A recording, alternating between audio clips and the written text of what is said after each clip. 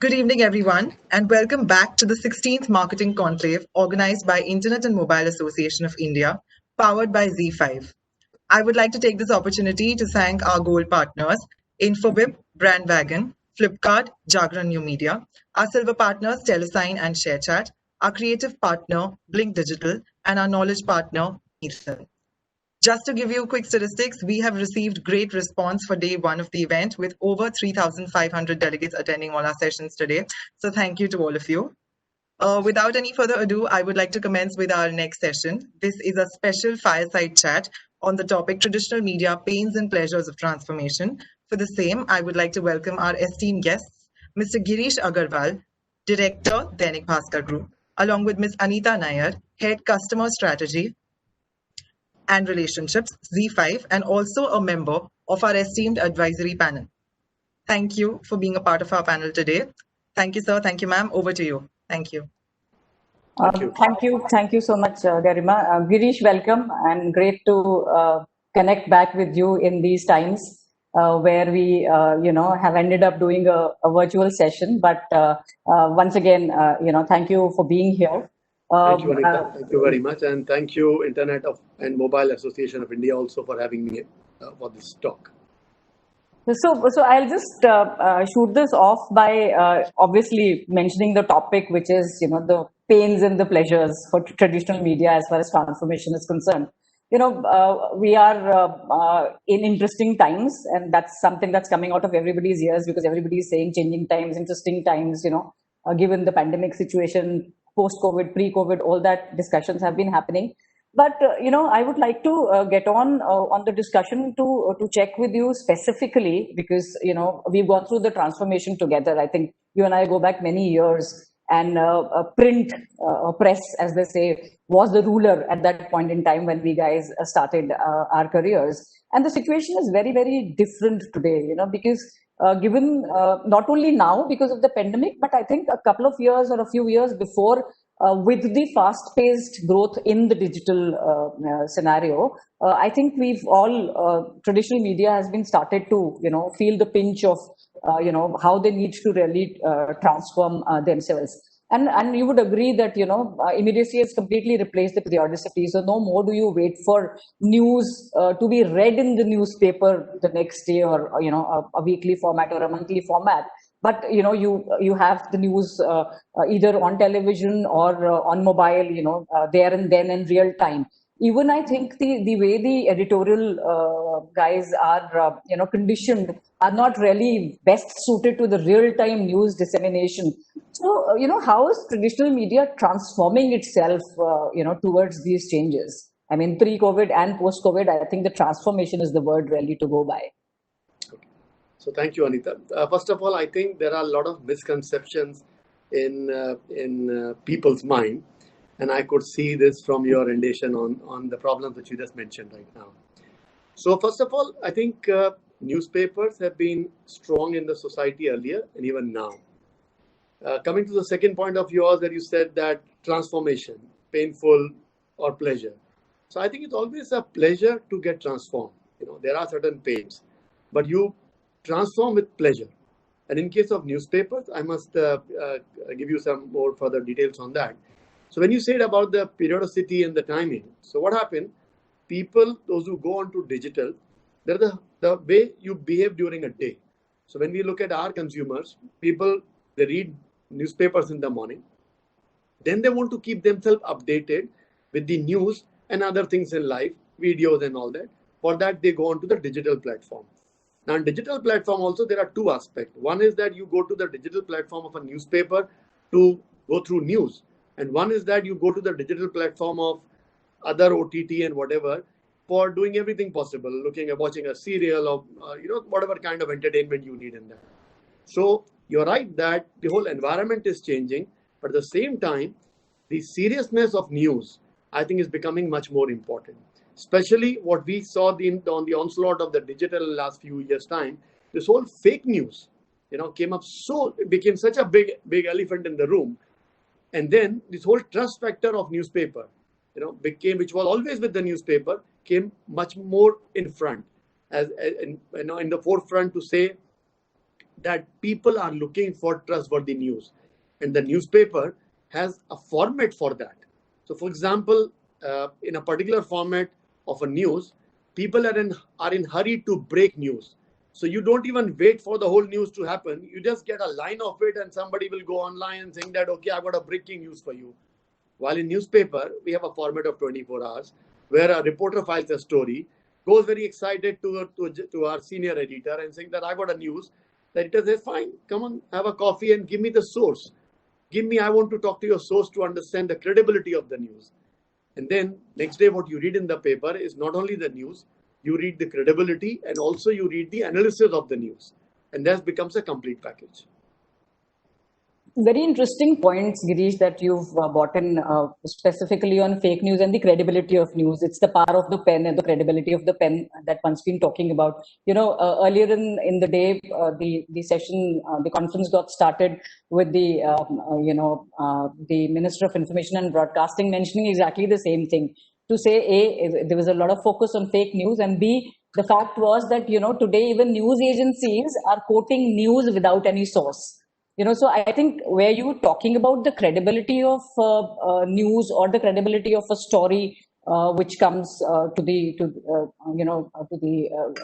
readers who are reading the newspaper, the question more is in terms of the fact that today circulations are dropping, of newspapers. The readership is going down. We've seen in the last couple of years that the English print industry has really been hit hard, but one doesn't see that that much in the regional print. So while the circulation, the readership, as well as the revenues, of the English print industry has gone down, and the regionals seem to be doing pretty stable. The question there is, if there is a drop in circulation and readership, who's reading? Where is the paper being circulated? So where is the question of credibility of news then? So Anita, as you rightly mentioned, first you started with newspaper industry, then you slice it into English and the regional Indian language newspaper. Frankly speaking, there are two halves. Like as we say, India is one. Especially people like you, those who live in Delhi and Bombay, you comment that whatever happens in Delhi and Bombay, that's India. That's not India. Limited cities, those 6, 7, 8 metros, they are different world, and the rest of India is different. Same as the newspaper industry. These 8 metros are dominated by English newspapers. And the rest of India, Hindi, Gujarati, Telugu, Tamil, Marathi, they all are rest of India, which now people started calling Bharat. Tier 2, Tier 3, Tier 4. Somebody calls it semi-urban, rural, whatever it is, But whatever drop or whatever issues you have are happening in the English market. Why? Because the English market has become saturated. There was a time when the entire consumption of anything, whether it's an automobile, furniture, home appliances, everything was happening largely in metros. But in 2005 onwards, we saw the rest of India opening up, and that's why the client of yours or any client started focusing in the rest of India. And hence, the advertising value of the metro newspaper started showing a decline. But let me assure you, Hindi, Gujarati, Telugu, Tamil, Malayalam, Kannada, all these newspapers are growing. They are growing in circulation. They are growing in readership. And you have the data of Indian Readership Survey. You have the data of ABC to prove that. And furthermore, to say from the money perspective, the top line and the bottom line also of all these newspapers has been growing very steadily in rest of India. Girish, interesting to know, and I'm with you because, like I said, we both have seen the transformations over the few decades that we've been in the industry. But you cannot run away from the fact that it's a digital world out there, and you find a lot of media houses, of the print houses, newspapers coming out with their own digital presence, as well as some of them are coming up with apps as well. So according to you, what is the single biggest transformation that you think will, shape the fortunes of the entire Indian print houses or the industry per se, and now or in the next few years? Yeah, perfect. So see what is happening. People are reading news, through a newspaper. But because the overall curiosity is much higher, people now want to keep themselves abreast about the happening throughout the day. A newspaper here has a handicap that I have a 24-hour cycle.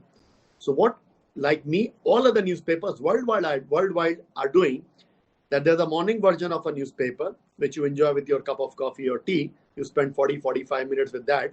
And then during the day, we all have our apps and the website where we also keep updating you during the day. So there's now a dual combination that people read my paper in the morning and people also read my app during the day. So if somebody has the question of that this or that, no, life is not about this or that. It's about the coexistence. So that's what is happening. I remember when in 2000 the whole news channel started, some people start saying that, see, I get a news channel, so why do I need to read a newspaper? From 2000 to 2018, newspapers have seen a CAGR of almost 15% every year growth. So you will understand that going forward also we believe that the newspaper and the digital version of newspaper will go hand in hand going forward also. Okay, so yeah, I kind of tend to agree with you on that, because if you track the day in the life of a reader or a consumer, you do understand that it starts off kind of with reading the newspaper in the morning, and then of course keeping oneself updated throughout, whether it is through mobile, whether it is through the And news I would like to also update you that even in this time of COVID and pandemic, all the newspapers countrywide, Hindi, Gujarati, Telugu, Tamil and all, we all are doing almost 80-85% of our circulation. Even in this tougher time where the delivery is an issue, Indian Railways are shut, we are not able to transport our copies to the nearby Mufassil towns and all that. But yet we all are doing almost 80-85% copies. So that's a proof that we have a huge bond with our readers and our consumer, those who want to read a newspaper. But again, there's a different life in Delhi and Bombay or in Bangalore. Because in the metros, you all live in a vertical city. The towers, what you live in with the 200, 500 flats. Your society decides who will come inside, who will go outside during this COVID time. But please understand, rest of India is all horizontal. People live in their independent houses or the smaller 2, 3, 4-story houses where they decide how their life need to be worked upon. Yeah, I mean, given all that, as you rightfully said, it's an 80-20 rule, right? So 80% of the contributions come from 20%, as it's been there for many years. I just wanted to understand from you that while this transformation is happening and we are in a very, very different situation, the whole world is in a different situation given the pandemic. How in this particular if I may say, crisis kind of a situation, how has this accelerated the pace of transformation for traditional media industry? You agree and I agree that the transformation was taking place because digital is something which kind of hit everybody, whether on both sides of the table. But has this pandemic, really accelerated the whole pace of transformation for the traditional media industry, or I not really? I would say this pandemic has helped us in terms of making ourselves aware that our consumer needs news 24/7. So we are giving him news through the newspaper in the morning. At the same time, we analyze that we need to update him during the day also. So hence, all the newspaper organization in last 4-5 months have seen that their reporting style has changed. The reporter used to file the news only for the newspaper. Now he's also filing the newspaper news in the morning. And then during the day, we are again taking the bite from that journalist and filing for our digital version also, so that we keep you updated. This has now increased the challenge for the newspaper journalist, so that next day morning, what do I report to you? Because I've already given you the basic news during the day. So now next day morning, we are reporting to you with much more knowledge, insight. You already know what is the number happening, how many people got impacted, where all, but why? What is the solution? All that comes in the morning paper for you. So it's a kind of a hand-in-hand working for that 24/7. Yeah, Girish, you've not only been in the print space, you do run, Bhaskar Group runs a radio channel as well, and you've been doing a lot of events and, giving outdoor solutions to marketers and stuff like that. So having panned through print, radio, outdoors, which medium from the traditional perspective, I mean, we today really differentiated into traditional and digital, right? So which medium do you think in the traditional space is the one which will look at change in a much more faster manner? Okay, I would actually answer it in a different perspective. Sure. We are an organization who is into the business of finding or disseminating the news. Now paper is a vehicle today. Maybe after 15 years, the radio is the vehicle, or digital, as you rightly said, this could be a vehicle or could be other way altogether as such. So what all of us are working is on the news, that how strong are we in capturing news? How strong are we in terms of curating news? How strong are we in terms of finding the truth? And then whether it's a paper today, now maybe after 10 years time, when my son graduates, he may not like to read a newspaper throughout. He may spend only 10 minutes on newspaper, but he wants digital mode. So after 10 years, we need to ensure what he's looking for. Please understand, he's not looking for a vehicle. He's looking for the content. Today, X number of people are reading New York Times on the paper version, and Y number of people are reading on the digital version. But what are they reading? They are reading the content, the same content of New York Times, what they are reading in a two different format. So I think the whole classification of traditional media, new media, in my opinion, this all need to be clubbed as one. Are you a media organization?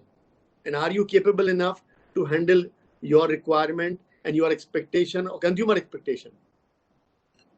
Sure. So I agree with you that, this whole classification in typical advertising and marketing languages is traditional versus digital. We see a lot of discussions happening with respect to traditional versus digital. But I think at an overall level, we should be looking at finding solutions for our clients or brands, and also giving what is really required by the readers or the consumers of our medium, whether and as you rightfully said, it is really content. So whether it's news-based content, whether it is breaking news, or whether it is feature-based news, whether there are insights, or whether there are detailed discussions or insights that you have to give on a particular news that is being reported. Yes, I mean it kind of goes to that. The other important factor today, see, with digital, there is a lot of accountability which is coming. You know for sure that it's I would not say it's cheaper, but it's not as expensive to advertise on the digital platforms. Marketing has become more strategic, it's become more effective. And Really? Yes, it is. You should do a CPT analysis and figure that out. I actually thought other way, because what happened, digital is so opaque, like I don't know, like in print, I simply believe in this way, that when you release an ad, you have dealers, and you simply pick up a phone. Like if I'm a automobile company, I release a full page ad in some 10 newspapers, and I've told my dealer that, listen, this 10,000 to be cleared in 3 days time. That's the accountability. I don't understand any other accountability. How many number of people you have read, how many eyeballs, how many second, how many this, how many that. Ultimately, what you want. I'm advertising not to feel happy. I'm advertising to ensure that my top line and bottom line goes up. So as a client, what I'm looking for is the sale. Today, tell me which other medium apart from newspaper is 100% held accountable. You release an ad on TV or you release an ad on digital. Give me which client monitors the sale dealer-wise, that whether my sale has come or not. It's only the print medium, where you release an ad, you send a mail to all your dealers. If you are a company who has got some 8,000 dealers countrywide, you release a campaign to them saying that your ad is going to come on these papers on this particular date, and this is the stuff I'm uploading to you guys. Please ensure in a week's time my sale is done. That happens with print. You don't inform your dealer saying that, listen, my ad is going to come some 200 hits, some 2 million hits on so-and-so YouTube channel or that channel. So please ensure sale is done. You don't do that. So the most, I would say, difficult parameter of response judging is through print. And we have been going through that Sita Pariksha, Agni Pariksha every time and coming out successful in that. No, I agree. See, there is no doubt about the fact that call to action is an attribute which can only be credited to the print media. So let's stay there. No, 1 second. Sure. Such a big thing. Tell me, call for action is attributed to print in a casual manner. No, it can't be casual. No, it is not. That's the most important thing. Now, what happened? Because print is directly, you see a copy also, whether ad is published or not and all that. While in digital or in some other vehicle and all that, yes, everyone is effective. But what has happened? I've noticed it become a kind of a fashionable thing to start, questioning the other one. So, and this is not a new thing. I've seen this right from early 2000 when the news channel came in, the GEC came in, and now digital and all that. But I'm saying, guys, please understand, everything coexists. And as we told you about digital also, like we have 75 million users on our digital platform, correct? Big number, bigger than print. But we see a clear trend that everybody starts coming onto our platform from 9:30 onwards, go until almost 11:30, 12, then start going down, and again picks up from 5:36 to almost 9 o'clock. Show the trend of a consumer. That consumer is consuming news in the morning through newspaper, then he's consuming the same news or the updated news during the other from the other vehicles as such.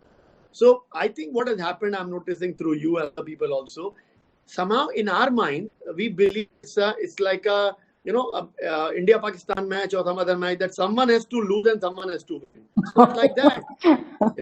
Nobody is losing, nobody is winning. It's a coexistence. Yeah. No, I completely agree with you that it is coexistence, but marketers have, limited monies to spend. And the question when it comes to, call for action in the case of print also vis-a-vis, you get leads and conversions even on the digital platform. The question there is that, the ROI from the digital platforms, because it is far more accountable, and hence you are able to figure that out, makes me come back to the point of measurement, because specifically in print, we know whether it is the IRS or the NRS or whatever individual readership surveys, etc., which are being doing, which do not really come to you on a regular basis. I mean, we've seen enough of NRS IRS issues in the past, and the questions on this didn't feature, that didn't feature, in terms of lots of titles going back to them. But a measurement is important. Let's not forget that, because I am with you when you say that the dealers on the print ad are when their names appear, obviously it is linked back to sales. And I remember myself doing a lot of those dealer panels way back for clients like Maruti and LG, etc., which was a very important part. There were times when the ads were smaller and the dealer panel used to be really, really big, because that is where people were looking for conversions. But here, we are able to determine the digital marketing ROI for sure. And the fact is that measurement in print is an issue, because you don't know what to go with and what not to go with. So what people find is that your absolute money that you're spending on digital as a platform, and the returns that you're getting, or the conversions or the leads, whatever is the parameter of the objective that is set in, whatever that is, whatever you are getting is far more efficient. And we all know print is expensive, even in terms of television. Sorry to interrupt that. This is more happening like those news channel talk shows. But it's okay. But what I'm trying to say is that every medium has its importance. Every medium has its own accountability and the relevance. Similarly, print has its own relevance and accountability, and we've been standing by that. That's the reason why. And I'll give you a recent example. During this COVID time, in the month of April, May, June, there were people who were saying, no, everything will shift online. The whole world will change, and this and that and all that.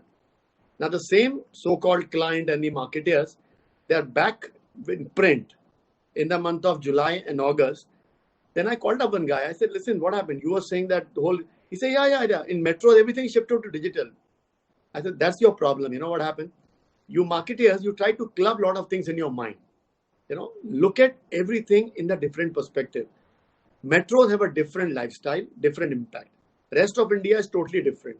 Now in rest of India, people say, rural market. What is rural?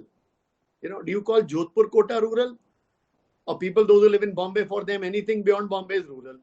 So I think the marketer need to now correct their terminology and also the focus. And at the same time, I would like to reiterate the fact that every medium, whether it's a OTT platform or television or print or digital or radio, has their own relevance. And that's the reason why they've been able to give the results to you. Now, as far the measurement is concerned and all mediums are measurable. I think you need to devote some more time with them, understand with them that how we can, like print, for example, produce thousands and thousands of pages on a daily basis. As a marketer, you need to connect with them to understand how we can form another level of measurement, which is better than, more dynamic. So I think industry is open for that, and we need to discuss that.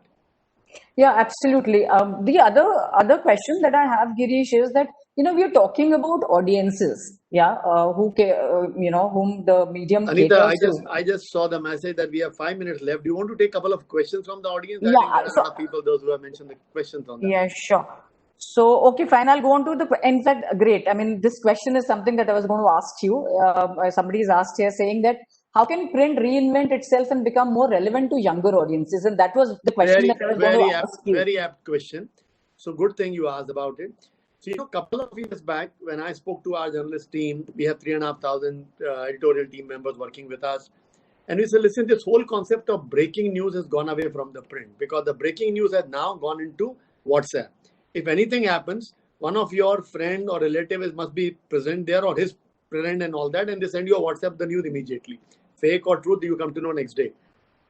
So we said, listen, we are not into the business of breaking news, but we are in the business of breaking up the news to understand what is the detail in it, what is the knowledge in it, how it impacts you. And that's why we realized that the younger audience also can come back to print and feel more connected with the print when you give them more knowledge. Because what is happening, the entire younger generation today is not looking for just the information. They are looking for knowledge. They have thousands of questions on any particular thing. So I think that's what a big challenge for all the journalists, those who are working in print or television or wherever, to see how we are able to become more relevant for the youngsters and for everybody else. And we all are working on it. And to be very happy to mention to you also, the last report of Indian Leadership Survey mentioned that the print has increased its reach in the age group of 19 to 25. The other question, Girish, which has come up is to say that regional print sees loyal subscriptions and has seen a little impact from digital, and something that you've been discussing. And there's a question which has come up. With efforts on the digital side to create and curate regional content, do you see a risk of print and see a future pivot to a digital format? Again, it has to coexist. So as I told you, in regional format also, my paper is read in the morning, and then the same consumer also wants to get updated during the day. For example, on a particular story, I have got some, say, 15 photographs. In a print version, I can print only 1 or 2, but you may be interested in more. So I'll upload all those 15 photographs on my digital version and say that in case you want to see more pictures, please go on to there. The length of a story in print is around 400 to 600 words. But if you want to read more, please go on to my digital version and can read more also. So I think there is a way we are collaborating the things between the print and digital also. So last 2 minutes and one last question. What steps is the print industry taking to win back advertisers? So yeah, good question, and very relevant also. I'm happy to say in last 4 months time, the print advertising has started increasing. In the month of August, we have already achieved almost 72% of our last year August number. So that's a testimony in saying that the print advertisers are coming back onto the print. And maybe I'm very confident that by the time we hit the season month, which is October and November, we should be touching 100% number of last year. Having said that, print will have to continues to do much more things, many more things, to see how we stay relevant in the minds of the advertiser. One mistake print salesmen do, that they assume that you know everything. My numbers are known to you, my readership is known to you. I think print need to do many such things to keep much more relevance in your mind. No, completely agree. That was the last question, Girish, and I completely agree with you on the fact that I think relevance, not only for print, I think each medium has to be relevant in its own scope. And as things are changing, where television became big at one time, radio got back in action, cinema halls got back in action, and now digital and the digital transformation that one is talking about. And agree with you on the fact that, it is everything has to coexist, and especially in a country like India, which is very, very diverse, things have to, coexist. And yes, there are pains of transformation, but the results are the ones which give you pleasure. So thank you so much, Girish, for the insights on the print industry. Yeah, thanks. Thank you, Anita. Good talking to you after a long time. Same here, Girish. Same. Over to you, Garima. Thank you. Thank you, Anita ma'am. Thank you, Girish sir, for this very interactive and a very, very relevant session. Thank you to the audience for your questions and the amazing response that you've given to this session. Please do join back tonight at 9 p.m. for yet another exciting after-hour session on the topic Evolution of Storytelling in India between Mr. Anand Tiwari and Mr. Amish Tripathi. Please do stay tuned and do check out our exhibition space. Thank you so much. Thank you. Thank you.